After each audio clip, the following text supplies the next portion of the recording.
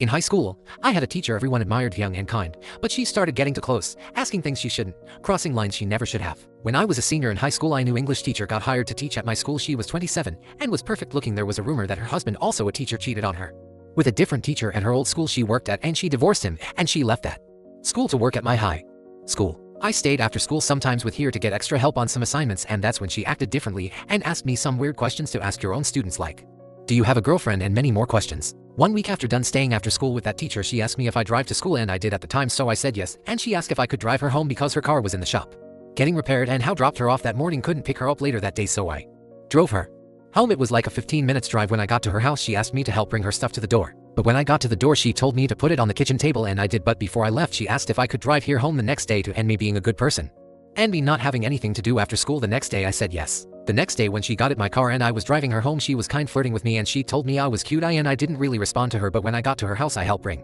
her stuff in again. But before I left, she asked if I would follow her upstairs, so I did, and she led me into her room and she sat on the bed and told me to come over, and said if I wanted to get dirty with her, and me being the person I am, I slept with my teacher in high school.